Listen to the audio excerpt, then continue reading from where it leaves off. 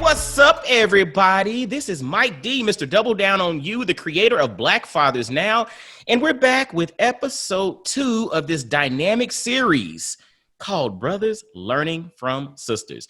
And this episode is going to really be off the chain because we have a powerful sister who's doing an amazing thing or doing amazing things in the realm of helping women postpartum, rediscover their music. And she'll dive into that a little bit. But the guest that I have today on episode 2 of Brothers Learning from Sisters is none other than Dr. Katherine Sylvester. She's a wife. She's a mom of 2.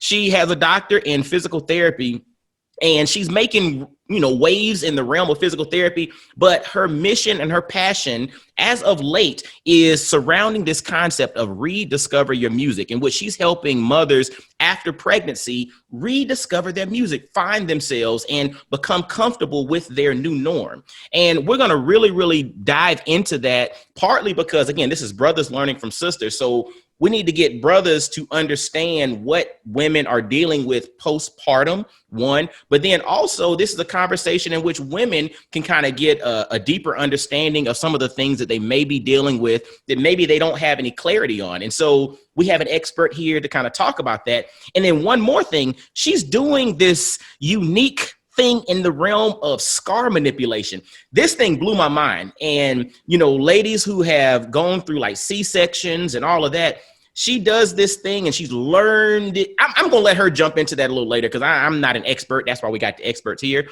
So all the folks listening, let's welcome Dr. Katherine Sylvester to episode 2 of Brothers Learning from Sisters. Hey, Mike. What's up, Catherine? How are you doing? I'm doing great. I'm so happy to see you. I am happy to see you, and I'm even more happy to have you here joining us for this dynamic conversation. I'm so honored. So you're tuning in on y'all's conversations, the men, and so it's really good to be able to be on here with you. Awesome. And, and it's interesting, after we launched this, this series, actually I called your husband, Keith, who's, one of my best friends. And I said, Keith, I'm launching this thing called Brothers Learning from Sisters, and I want Catherine to be the second episode because, the conversations that we've had in regards to what you're doing and the impact that you're having in regards to mothers and women and helping folks to just find who they are, after having a baby. I was like, man, this thing needs to get out there to the world. So thank you for sharing with us today. Oh, thank you. I'm so honored. Awesome. Well, before we jump into your story, your background, inspirations and all, let's give some shout outs because who are we without those individuals around us that allow us to be our best? So give some shout outs and then we'll jump into your story. So, of course, my sweet husband that you already mentioned, he has always known that I had a passion for moms and has always encouraged me to follow that passion. And then he gave me my 2 babies. And so the experience that I have that I'm able to share is a lot of the reason that I have decided to learn about moms is because I had a child. And then it made me realize that there is so much that moms don't know. So I am grateful to him, of course. And then to my sister, my older sister specifically, I watched her have 4 kids and get right back into shape after each child. And I thought, there are so many people who are struggling with this. What is it that she's doing? And so just watching her, she used to tell me, we're the Washington sisters, we do not waddle. I remember her saying that because every woman toward the ends of their pregnancy are like, I just got to waddle now. No, the Washington sisters don't waddle. So let me say that. I like that. The Washington sisters don't waddle. I love it. Yes, and she doesn't. And just, I don't know, maybe 4 weeks ago, she went to the beach. She looked amazing in her bathing suit. And like I said, she had 4. So grateful. My little princess, my younger sister, she has a business and I watched her grow that business in such a short period of time. And all she has done since then is be an inspiration to me. She's 5 years younger, but I watch her and I say, if she can make that kind of an impact, then I can too. And when she first started that business, it might have been about 6 months to a year ago, she hit the ground running. And I thought, if I'm as passionate about what I say I'm passionate about, then why am I not doing what she's doing too, right? And so I'm grateful for her. And of course, the rest of my family gives me support. And then I have a really good friend. His name is Arthur. And when I first told him about the program, he said, I know some people that you could help. And you know how sometimes you feel like because it's a friend, they're doing you a favor. No, he entrusted me with his mom and his wife. And Wow. I better start increasing my belief in what I'm doing as much as other people are looking from the outside and saying, you're doing something big. Why don't you move forward with it? And after working with his mom and his wife, it really helped me to see how much of a help I could be, but also that women would really entrust you with their bodies and their journey. And it's not an imposition if you're doing what you're supposed to be doing and you're doing it with excellence. And so it's great.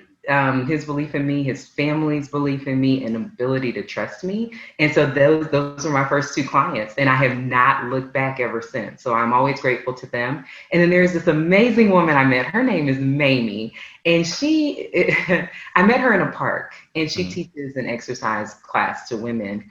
And when I tell you, I've had more people come from her than from anybody else in my circle, and it's because she looked at her women and said, they have a need. If you're saying that this is happening, then we're going to talk about it. And when we talk about it and they divulge what is going on, I'm going to send them to you. That was maybe 5 years ago, and she has not stopped with the referrals. Just Tuesday, I saw a woman who she invited me to her home, Mamie did, to talk to some women around Valentine's Day about how pregnancy, delivery, some of the tears that moms have during that process impact sex, hormones, structural changes, emotional changes. And so I was in her home for maybe 2 hours talking to women about sex. And Tuesday, one of those women from 3 years ago reached out and said, I remember when you talked to us in that living room. I need your help. And so Mamie, she makes it so that women are comfortable talking to her.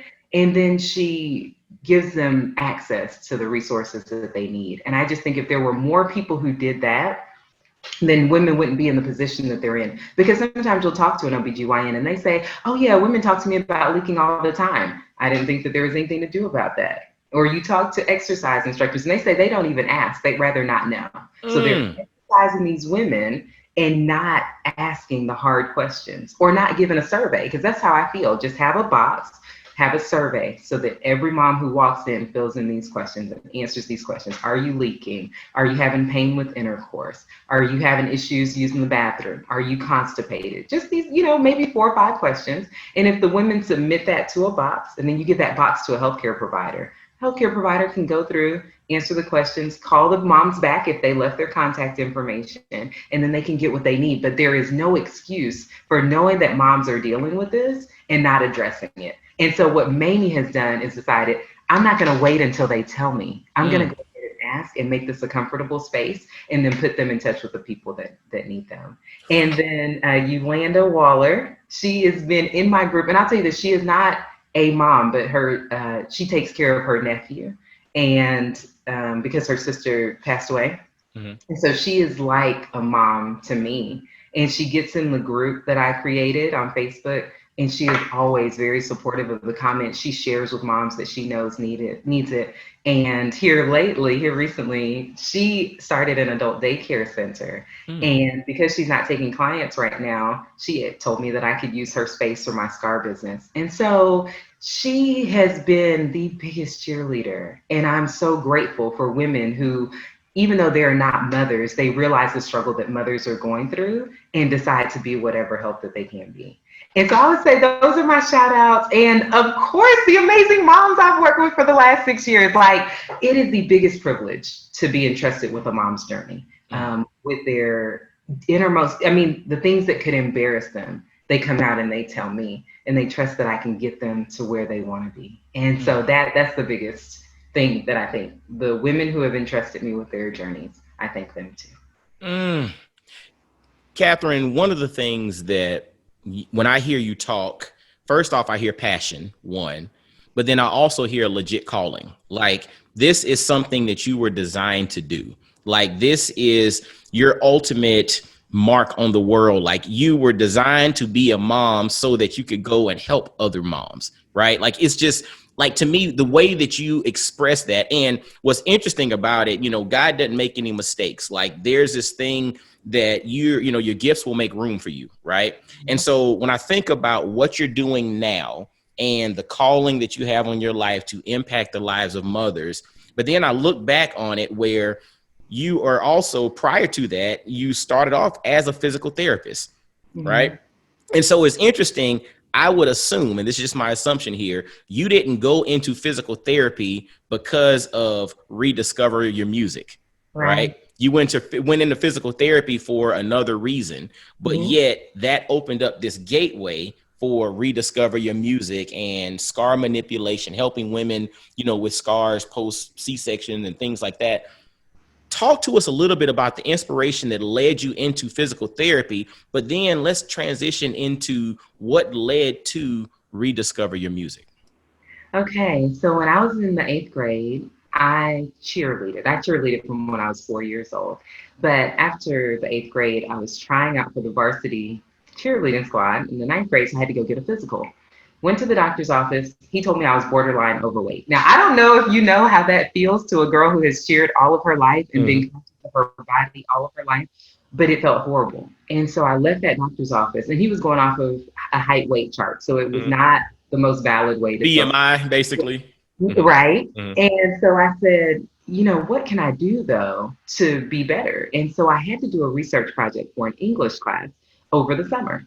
And so I decided to do it on nutrition and fitness. And when I tell you, I changed the way that I was eating, because I did identify things in my diet that I should not have been eating, or things that I in the 8th grade? In the 8th grade, wow. Yes. Okay. And I decided to change up my fitness routine. And so I didn't lose weight, but I toned and I felt better. And in that moment, you know, everything happens for a reason. I said, I want to be a part of a profession that focuses more on what you feel like than on what you look like, more on the quality of life, right? Than on what other people perceive about you. And so I found physical therapy and I never looked back. I started shadowing physical therapists and just, I fell in love with the profession. And so that's how I started. And then the transition though is funny. I love neuro. So working with people who have brain injuries, spinal cord injuries, stroke. And so that was my passion for the first 5 years of my career. And then I got pregnant with Victor. And after I had him, for the first 12 weeks, I did everything that I do with moms now. I made sure that I got up and I walked around. I worked on the muscles that are inside my pelvis. I worked on my abdominal muscles just very gently for the first 6 weeks. I watched how I got into and out of the bed, how I got up and down from surfaces, into and out of the car, how I was lifting. So the whole first 6 weeks was about protection and early mobility, but everything was gentle. But after that 6 weeks, I got to where I was, you know, upping my exercise and making sure that I was eating right. And, you know, I was breastfeeding. And so I had to increase my caloric intake. So I was adjusting things as I went. And by 12 weeks, I felt amazing. I mean, I didn't want to go back to work because I still had a little bit extra time, right? But I felt like I could have gone back to work. But during that same time period, I had 4 other moms who were pregnant at the same time that I was. But at that same period of time, at 12-week mark, they were dealing with postpartum depression. One had a hernia that went undetected. One was having horrible sex. When I say sex was horrible, it was painful. She didn't want to do it. She was dry. And then I had another mom, and she was dealing with just not being able to lose the weight. And so I said, I can help them. I thought that everyone was doing what I was doing, you know, and I guess it was just out of ignorance on my part. But they didn't have access to the same information, to the same knowledge that I did. And so I took those 4 moms, and for a year, I walked their journey with them and just tried to help them the best that I could. And I realized that it had to be individualized. None of them looked the same. They didn't present with the same issues, but the solutions, even for the issues that overlapped, was not the same. And so after that year of working with those 4 moms, I pulled into the library with my son, and I thought, what have I been working on these moms with for the last year?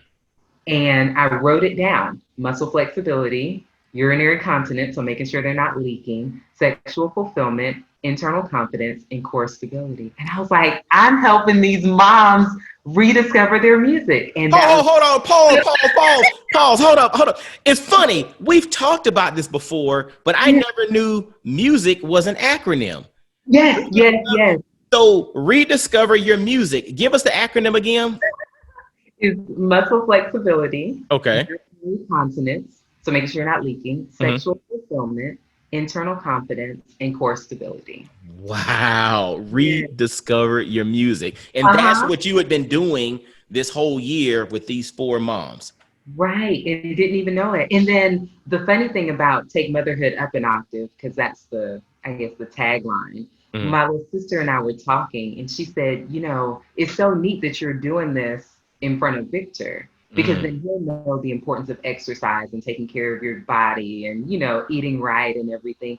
And she said, I bet he's going to go around telling people, you see my mama, she took motherhood up an octave. And so, like, that was the birth of that hashtag, or not hashtag, but the tagline. And I feel like that's what we're doing. People look at motherhood and they think that it's this downhill journey. So you don't get your body. You hear moms refer to their bodies as a postpartum body. I'm like, don't refer to it in shame. Make Mm. it better than it was before. And Ooh. yeah, right.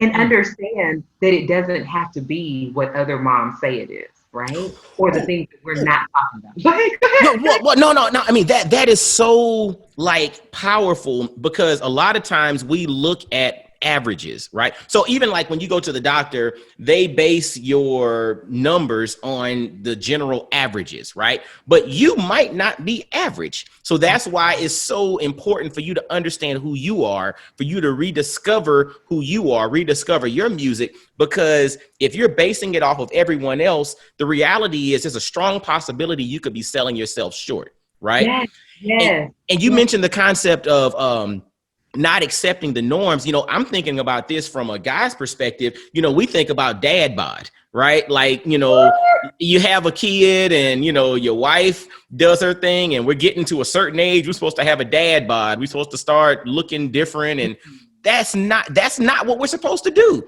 We can No. accept that if we want to, but the reality is we don't have to accept that.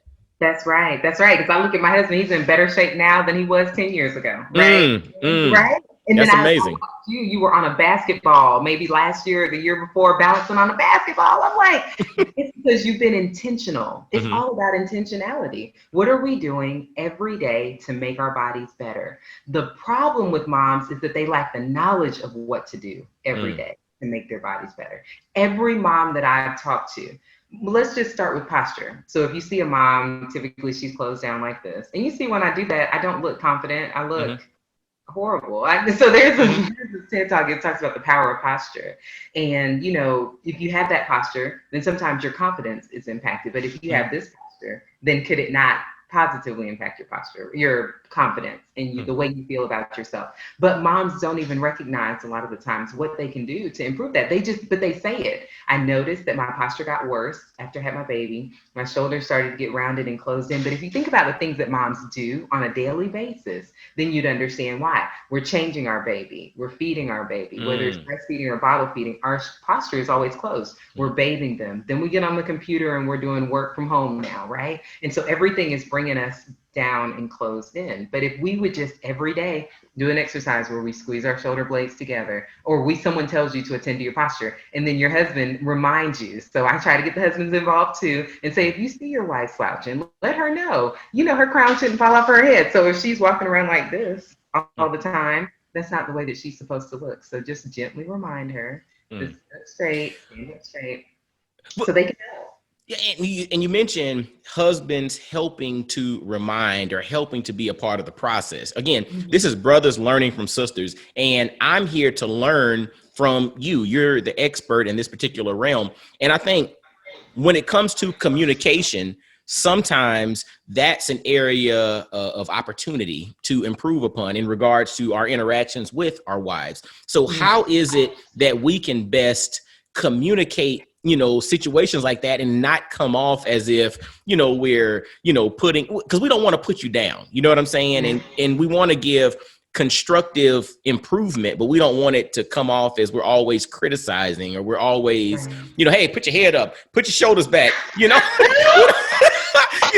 get your shoulders back, put your shoulder blades together, get your head up. We don't, because first off, that's, you don't want to come off as that almost like a tyrant, so to speak. So how would you suggest Right. husbands, infuse that into our communication to help our wives?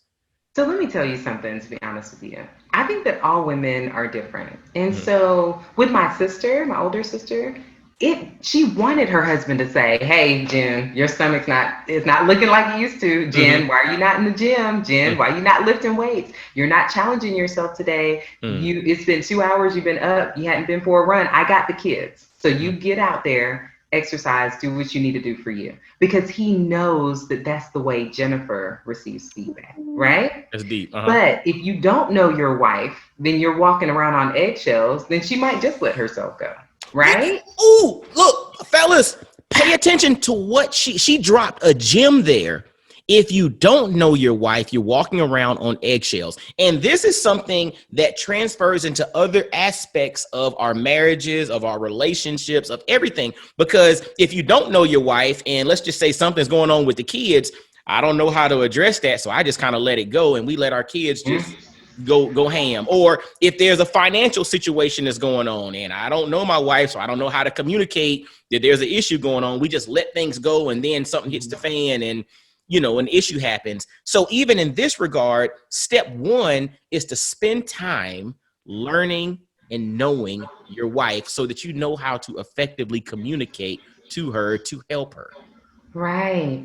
Because for me, if Keith were to say, for me, it's that I lose too much weight. So if he's like, "Look, you walking away and my eyes ain't lingering. You need to go get some squats going," right? Like, I would be like, "Okay, I got you," right? But moms are not all like me. There are some moms that if a husband even says, "You want me to take you shopping so you can get something to kind of accommodate your new shape?" She's, you know what I mean? And that would break her. And then she wouldn't try to progress because her husband has noticed that she's different.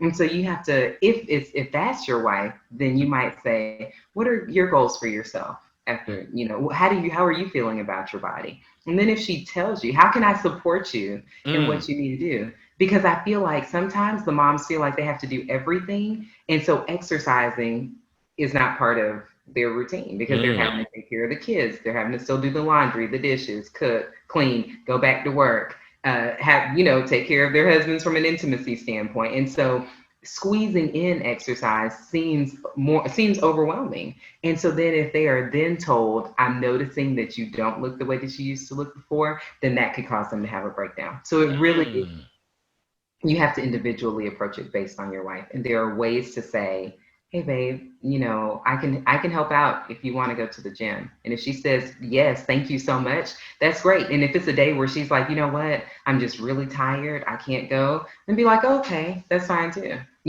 But remind her goal gently. And then don't push it. Don't be that husband that's like, "Well, you are gaining weight," if that's not the way that your wife responds to feedback. Ooh, and fellas, pay attention again. Be understanding, right? But then also take time to know your spouse, know your wife, so that you can effectively communicate, so that you can literally give feedback that she responds to. And I have to be 100 here, as a guy, as a husband, as a father of two, a lot of times after the baby is born, most husbands, this is just, the ones that I've talked to, most husbands, I know that's a general question, but most husbands, we become very narrow focused on that 6-week date Stop it. post delivery. I'm being honest, being straight up. Like most of the dudes, especially ones that have a baby for the first time, as soon as you have the baby and the OB says, "Okay, 6 weeks," we like circle the date on the calendar. And, we hope that y'all's well-being is good and we want the baby to be fine and all of that. But I ain't gonna lie, I'm circling and I'm counting down. And it's funny, as a dad, it's like, how old is your baby? "Oh, my baby's 3 weeks and 8 days. Like, that's 4 weeks and a day. Like, no, yeah, because I'm counting down. "How old is your baby?" "My baby is 4 weeks and 2 days. Like, "How old is your baby?" "My baby is 5 weeks and 6 days. Like, I mean, we're knowing that thing down to a T because we got that date circled. And, but in the midst of all of that, we have to not be so narrow focused on that 6-week date that we omit the fact that our wife might be going through something, right? And might be dealing with something. What are some indicators from a husband's perspective that we can pay attention to notice that, maybe we either need to go see a professional, or maybe there's something going on with my spouse or with my wife, postpartum? Right. So this is so good. First of all, for those of you who don't know, at 6 weeks, a woman is told that she is okay to return to activity. So that means sexual Sex. activity to a man, right? Yes. Sex. So he Look, don't it's time. Look, it's time to look. Close that door. Sex. That's what we talking about. But anyway, go back. right? So here's the funny thing. A lot of moms that I talk to. So let's talk about pregnancy. During pregnancy, estrogen levels are high for most women. Mm-hmm. And so their sex drive is pretty good, right? That second trimester is good. Right? And then guys, they love it because they're not worried about getting you pregnant. You're already pregnant. And so you have all the sex you want. But then as a mom gets bigger, sometimes she's not wanting to have sex as much. So I try to think about from a woman's perspective, your husband, I'll say the longest that I heard, and this is, okay, I have to say this. Sometimes when I'm sitting with women, let's say it's a group of women, right? And I'll ask the question, on average, how many times do you have sex with your husband in a year, right? So we'll just go with a year because sometimes if we go with a month or a week, we might not get them, the high numbers, right? And so I watch moms, and inevitably I'll have one just raise her hand and be like, if it's like 1 out of 365, could I just put 0? I'm like, that averages to 0. Yes, that's 0 days in a year, right? Unacceptable. It's unacceptable. But I think that the problem is on both ends. Okay.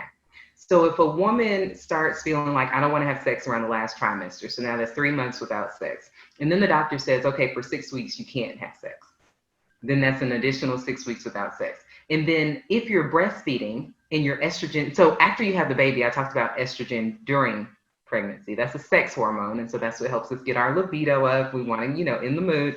After you deliver the baby, if you're breastfeeding, then that number, it will plummet, right? And so now you don't have that estrogen. And so now you're dry vaginally sometimes. And so inserting a penis into a dry vagina doesn't feel good. I don't know if it feels good for you guys, but it doesn't feel good to us. Okay. Man, and so look, after 6 weeks, we like, I don't care. Look. You don't care, but we care.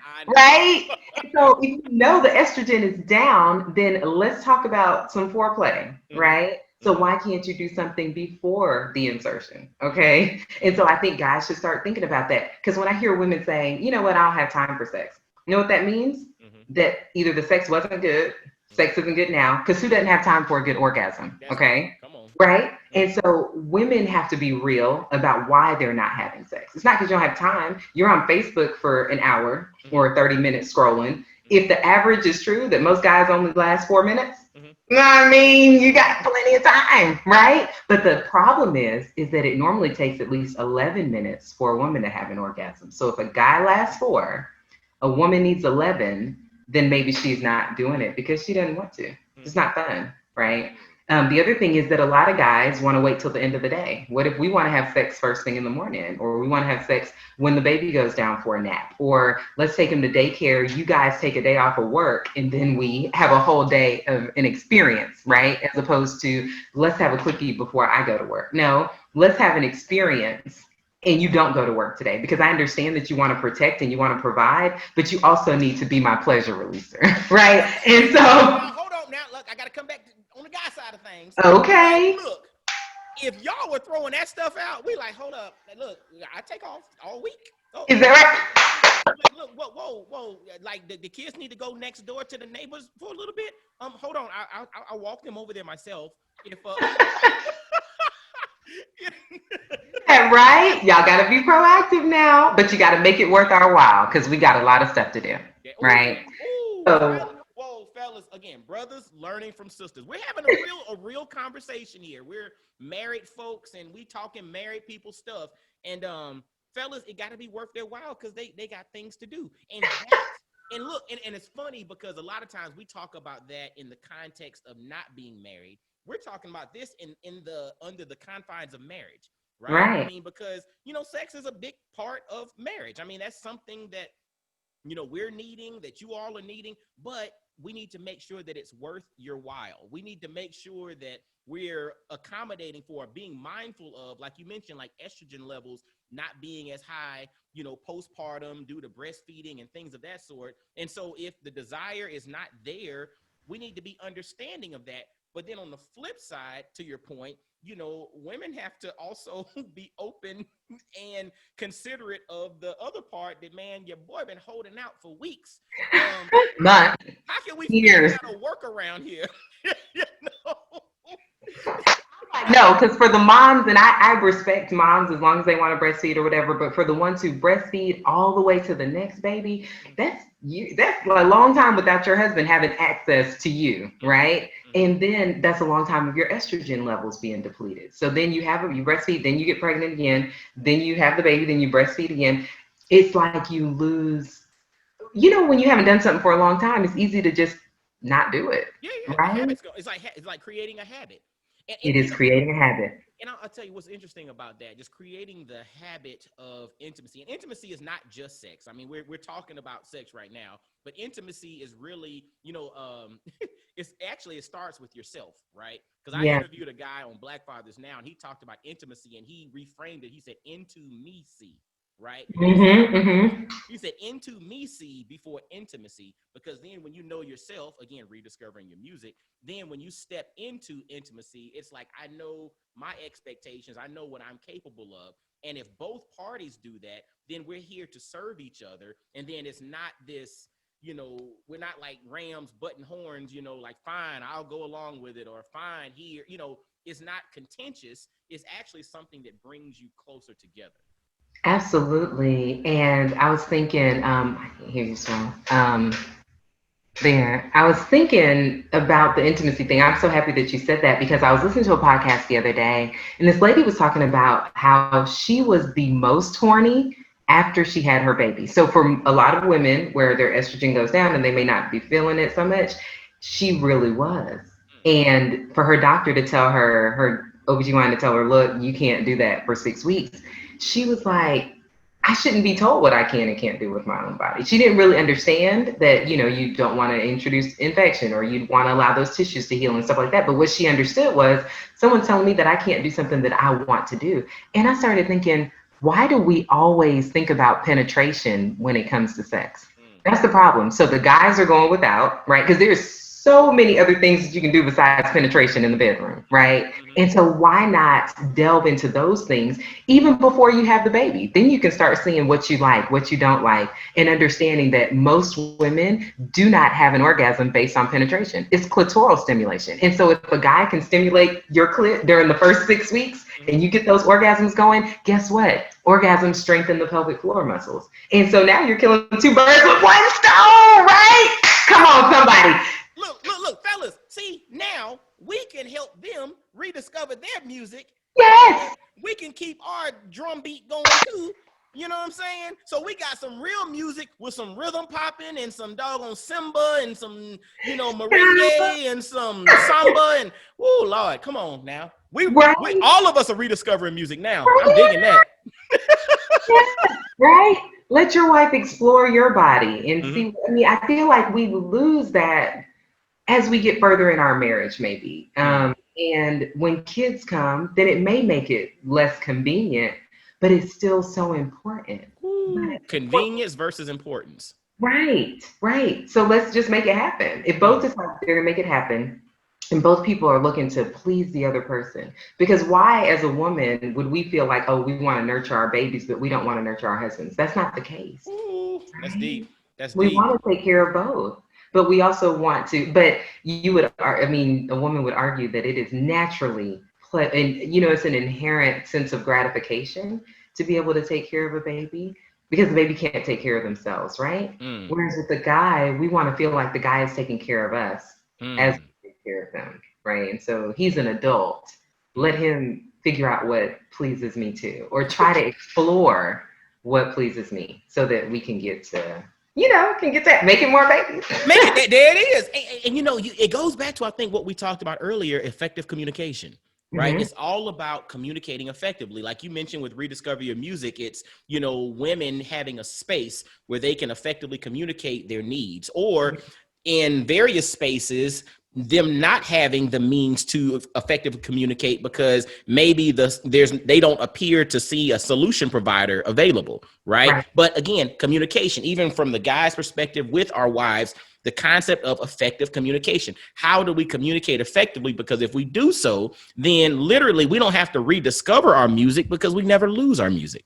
Amen. Amen to that, right? It's all about prevention. And it's funny because when you talk about postpartum, I used to be all about postpartum. Let me just get to them after they have their babies. But now I came up with pregnancy principles because I thought if moms knew what I know while they're pregnant, then they wouldn't need me as afterwards, right? And so now I start intervening during pregnancy. The mom that I saw Tuesday, she's 34 weeks pregnant. And so I can start teaching her, massage your vaginal opening. Because you think about the vagina, it's used to receiving things, and women are not taught how to receive things, but it's used to receiving a tampon and a penis, right? Or a vibrator, whatever women decide to put up there.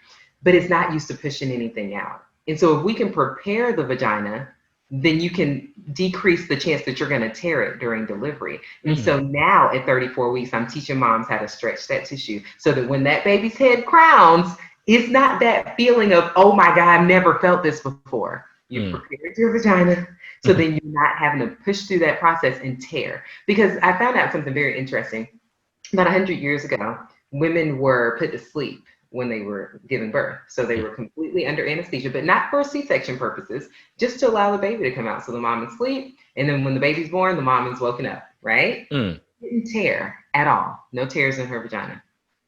Now that doctors try to intervene on the process, as soon as they look down there and they're like, oh, you're 9 centimeters, you're 10 centimeters, go ahead and start pushing. So then all this adrenaline starts going. Mom is trying to rush the baby out of the body. We've never been taught how to push anything out of our vagina. So if you have someone to help you beforehand, that's great. Husband wants to advocate, hire a physical therapist for at least one session before your wife has a baby. That'll stop her from tearing, or at least minimize the chances that she can tear, and put her in control of when the baby comes out. Because if all the women were still put to sleep, maybe there wouldn't be so many tears. But now over 80% of women tear during delivery. Okay. And so can you imagine? So you're thinking, the guys are thinking, oh, let's get back to intimacy. The woman is thinking, I just ripped from the inside. I don't want anything in there right now, right? And at 6 weeks, I don't know what it's going to be like down there, right? Because there's that question, and you still feel weak. Even though doctors say you can return to activity, meaning return to work, return to taking care of your family, return to doing everything that you were doing before. Some moms think it means return to P90X and CrossFit. It means different things for different moms. And by 6 weeks, your body is not completely healed. I don't know where that number came from. It seems very arbitrary, but even if the arbitrary number were 12 weeks, then at least a mom would have had 3 months to try to get back to how she was. Because if for the first 6 weeks, everyone's like, relax, relax, relax. And even husbands do that sometimes. The over helpful husbands, they'll set up a refrigerator, a rocking chair, everything in one room and be like, hey, I'll bring the baby to you. Oh, the baby can sleep in here. Oh, let me bring you your food. That's not healthy. That's just as unhealthy as a mom who gets up 2 weeks out after having a baby and deciding to go run a marathon, because that happens, right? And so moms need to know that there is a balance. That balance is within though. And so we need to have a guide through pregnancy, through the delivery, which is why another thing I think husbands should do is, or partners should do, is to hire a midwife or a doula so that they attend the birth. I read the most recent statistic was that only 1% of childbirths are attended by midwives and doulas. Wow. Why is that?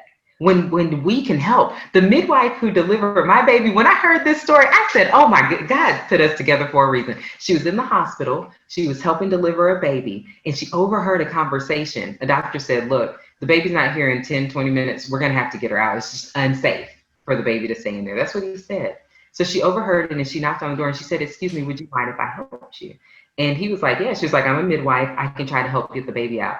10 minutes later, the baby was vaginally delivered. That was a C-section avoided. That was a surgical procedure avoided. That mom, and after that, of course, that doctor, the guy whose wife it was, he was a doctor, he had her attend the next 3 births. Wow. Because he realized the power of having someone who's not going to jump to medical intervention just because things don't look perfect, right? That's deep.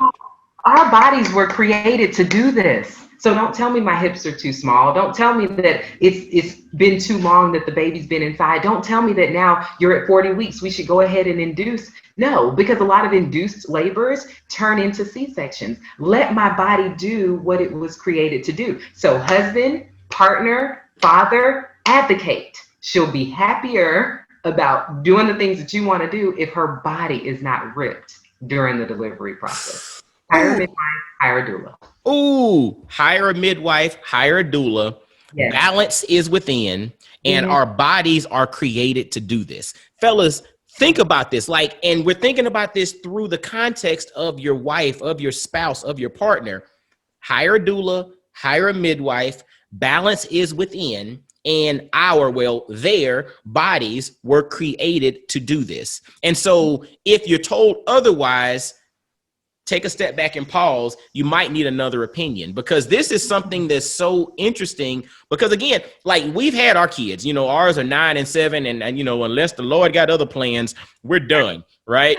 And, but the thing is, just knowing this, I think this is such an empowering conversation for couples who are currently pregnant, thinking about getting pregnant, who maybe are, have a newborn at the house or whatnot, and are dealing with, some of the postpartum scenarios that are out there. This is such valuable information. And truthfully, I'm gonna be honest with you, dudes don't have this conversation.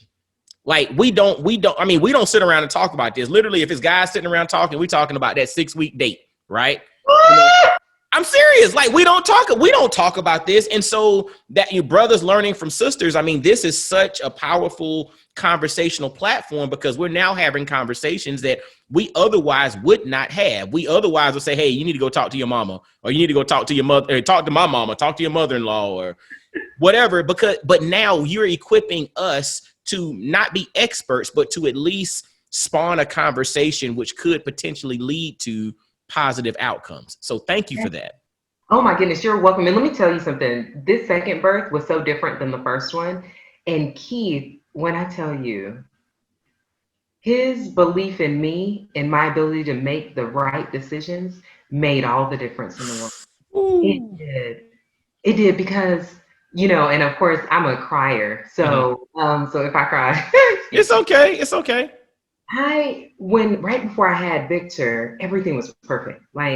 We went out to eat Japanese, and we got back home at 11 o'clock. I felt contractions, but he was already asleep. I didn't want to wake him up, but I felt I think the baby's coming. Maybe around 2, I said, let me go ahead and wake him, because it's not stopping. So I woke him up, realized I didn't have any mandarin oranges, and we didn't have the hose we needed for the birth. So we got up, went to Target, bought that stuff, came back. It was wonderful. By 6 o'clock, Victor was already here. We called the doula. The midwife. She came to the house around 4 in the morning. And then around 5, the pool was already up, and I got in around 5:30. Victor came, no complications. It was great. But Krista Lily, my last visit, she didn't think I was going to make it to the last visit because Victor came so early, right? Mm-hmm. That's the thing about due dates. Mm-hmm. They're an estimate, right? And so don't go based off of what the calendar says. Go based off of how the mom is progressing. That's just something that I think moms should really consider, is that if someone tells you to induce, ask them, is my baby okay? Am I okay? Let's just wait. God didn't put the baby in there and take care of it for 9 months for it to get stuck. It'll come. Just don't rush the process, right? But anyway, my blood pressure was high. And so she said, it seems like you might be dealing with some preeclampsia, which means that I could have a seizure during childbirth if my blood pressure gets too high. That's basically the issue. Mm-hmm. So you have swelling, you have protein in your urine, and your blood pressure goes up. And so, but I said, well, what are my options? And she was like, you go to the hospital. I cried on that option. So we nixed that one. Mm-hmm. And she said, or I can induce. I can come to your house. We could get this baby out, because if you go to the hospital, they'll say that the cure for preeclampsia, and that's what all the research says, is to just have a baby, right? Mm-hmm. And so I said, come to the house. And so Keith was like, so we're having the baby tomorrow. I was like, we're having the baby tomorrow. I will feel good if the baby is born at home, just like Victor was. I don't have to go to the hospital during COVID, so I don't have to decide between having the midwife there and having you there, having Victor with my mom. The whole pregnancy, I was excited about Victor being able to be there to welcome his sister into the world. Now, at the very end of my pregnancy, all of this stuff is being told to me that it could seemingly be out of a mom's control, because if you don't think for yourself, then if the midwife said, hey, let's just go to the hospital, then you'd be like, okay, let's go to the hospital. Once you get to the hospital, your blood pressure's high because nothing's the way that you wanted it to be. Then they're like, oh, your blood pressure's too high. Let's take the baby. Now you're in an emergency C-section situation. I'm not going to be there because I've seen it happen over and over and over again. So yes, we're having the baby tomorrow. Keith was like, good, fine.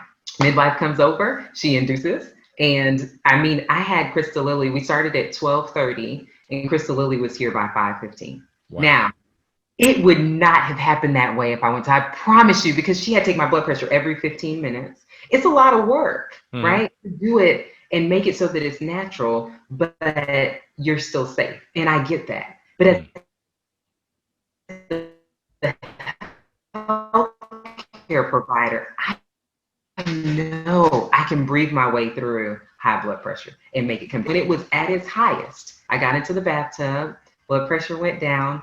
I went from 6 centimeters to 10 centimeters in 40 minutes from getting in the bathtub.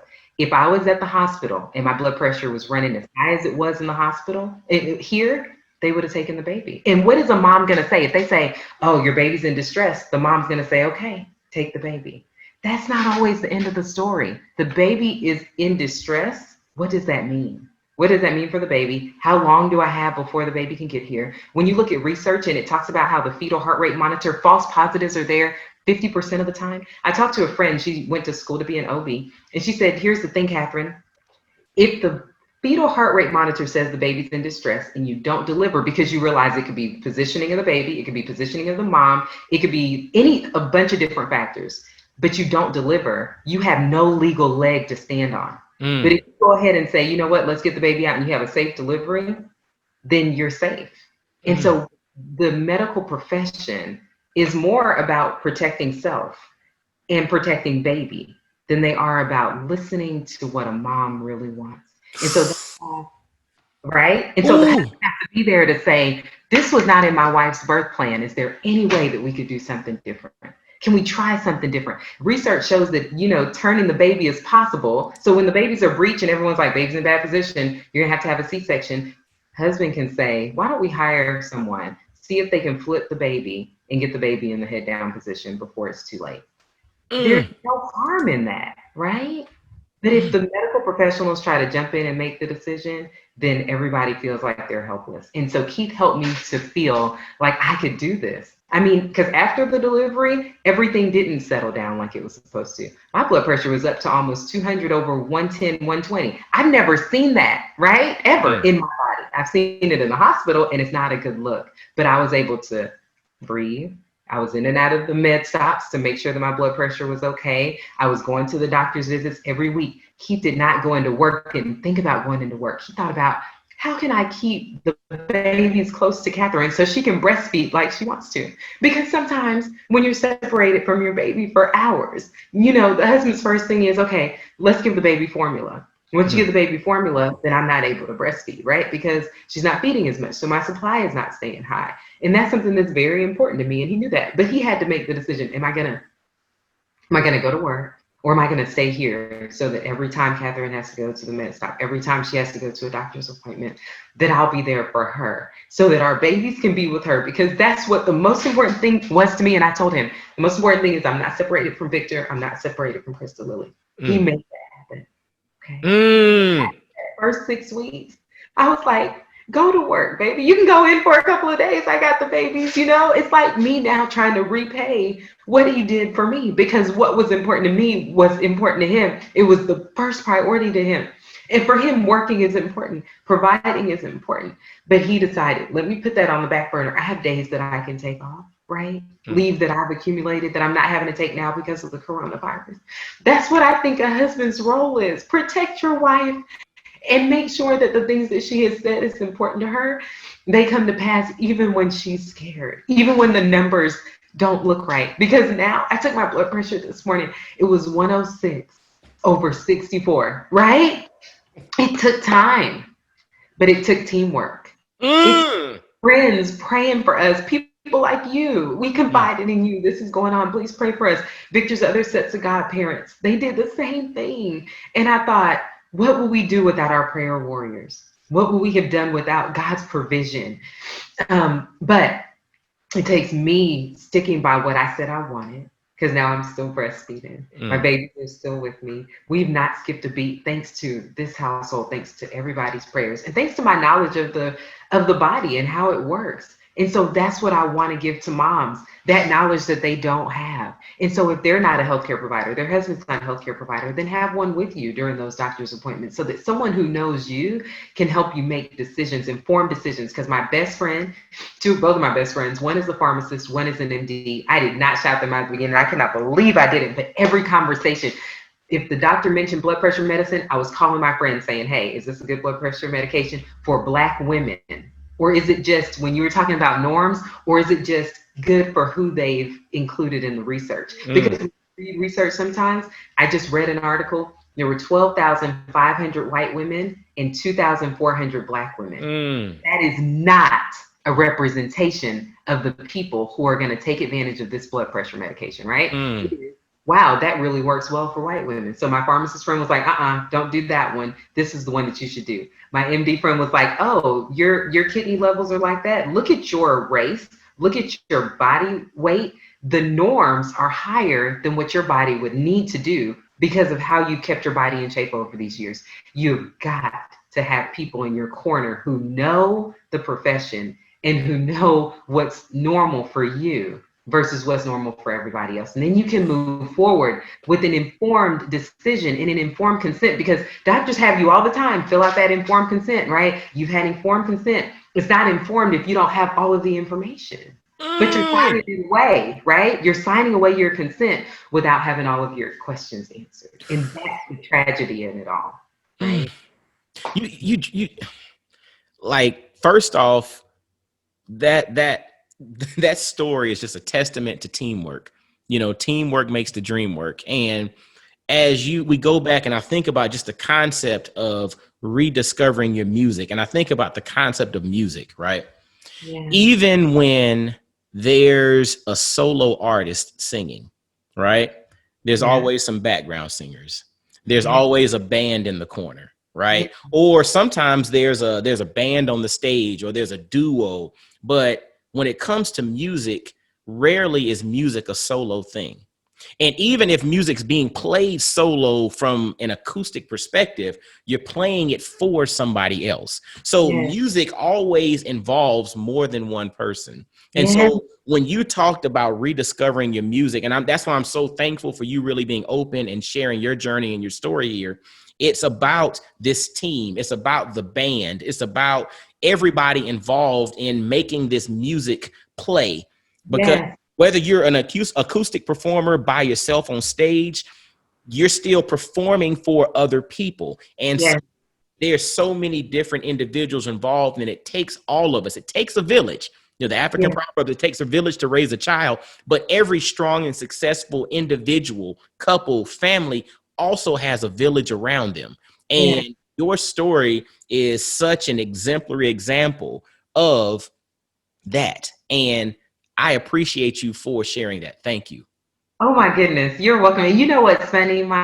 Growing up, I saw my mom and dad, and this is the thing that I remember the most about their relationship. My mom's mom got sick toward the end of her life, and she's not from here. She's from Panama.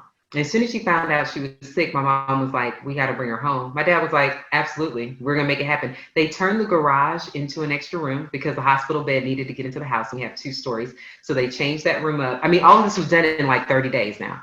Hospital bed comes in. My mom flies to Panama, brings her mom back. My mom worked days. My dad worked nights. So that my grandmother always had 24-hour care, because what was not going to happen was she wasn't going to go to a nursing home, right? And so we were helping make meals, get her dressed, change her. It was family coming together to say, grandma's going to be taken care of, right? So I watched my mom do that. I watched my mom when I say she was never separated from us, the only time was when she went to go get her mom from Panama and bring her back. Only time. And my dad allowed that to happen, right? Because he worked. So she was able to stay home with us. And then the times that she didn't want to, and not didn't want to stay home with us, but when we got into school and stuff and she could work, then she did. But that option was always there, that the understanding was always there that my kids come first, right? And so that teamwork, I saw it growing up. And so it's easy for me to say, but what I will say is it's also hard for me to think about asking for help outside of the family unit. And so you have people who are like, I want to help, I want to help, I want to help. And so unless you say, yes, help me, then you see moms falling into postpartum depression. Because one thing that you asked was, what signs should you be looking for? When you see your wife and she's just not herself, right? Or she has a detached feeling from the baby, or you notice that she's crying all the time, or what people call the post-baby blues don't go away. She's self-depreciating. I had a mom who, no matter what you said to her, she did not believe you. You're beautiful. No, I'm not. I'm ugly. You really bounce back after you're pregnant. No, I don't even feel good being in a bathing suit anymore, walking around the house naked anymore. I just feel fat. I feel ugly. I feel, it was just never a good word said about herself. I helped her. I asked her husband to help her find help. And so instead of her coming to me for my Rediscover Your Music program, I was like, take her to someone so she can talk to them and get some counseling. Because I promise you, once she goes through that counseling session and her mental health is taken care of, she'll be a better wife, she'll be a better mother, she'll be better to herself. She didn't even need me anymore. She got back in shape by herself. She had the help that she needed. So for me, it's not all about everybody come to me, come to me, come to me. It's let me address the issues that I can help you with and then send you to the person that you need. Because if you think about a woman as a puzzle, we have so many pieces that need addressing that as a physical therapist, it would be very ignorant of me to think that I have all the answers. Right? And so I try to help moms get the help that they need.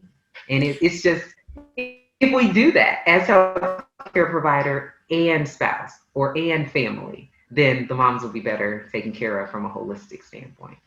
That's beautiful. Like and we have to kind of wind down in a second because I know we got a hard stop in a few minutes. But before we finish, I mentioned or I teased the fact that you do like scar manipulation, or you do things to kind of help, because you mentioned like C-sections and things that, the results of C-section for a lot of women is scarring, right? And so you started a process that really helps women to release from some of the issues associated with that scarring. Briefly give us a little, teaser on what that is.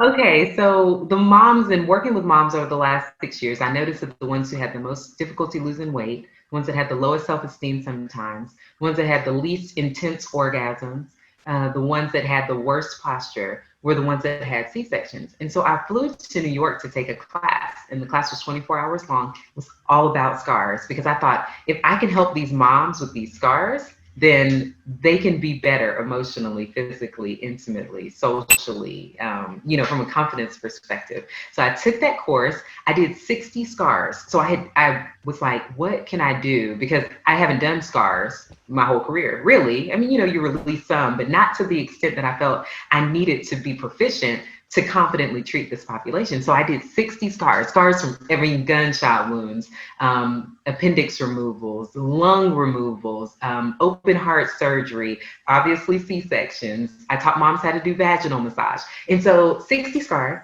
And after that, I was like, I get it. I get how scars can not only restrict physical movement and decrease your ability to heal physically, but also emotionally. And so the best story I can tell you, I had a woman and she was told by her doctor that she needed to have surgery to get rid of her scar tissue. Mentally, she was very frustrated. She had already been through a bunch of surgeries. And so she heard about what I did and she called me, and it was within that 60-person time period. After 30 minutes of me releasing her scar, her C-section scar, which was 26 years old, I start seeing tears pour down her face. And she said, Catherine, that pain has been a part of me for so long that I didn't know what it would feel like to be without it. She was like, it feels abnormal to not have that pain, but it feels so good to know that I don't have to go back under the knife to have that kind of relief. So she rolls over to sit up and her pants start to fall down. She had weight on her. I know. It's weird, Wow. right? Yeah. So much fluid that was trapped, that wasn't able to get to the lymph nodes that remove the toxins from your body, that her clothes weren't fitting the right way. But when the release was done, it was like she had lost 10 pounds. Immediately. Immediately. Wow. Okay. And the crazy thing is, I'll tell you how your mentality can trap you. The only thing that I asked of the people who I did the scar releases for was a review. If you have time, no pressure, but I didn't even ask them beforehand. It was afterwards, so that they realized I'm doing this because I want to, not because I need something from you. So for 6 weeks, I didn't hear back from her. Then I saw a review pop up on my page, and it said, I waited 6 weeks to do this review because I didn't know if the results were going to last. Right now, you do the release, and then I teach them some other things to do too. So some part of it is on the mom to keep up with the things afterwards.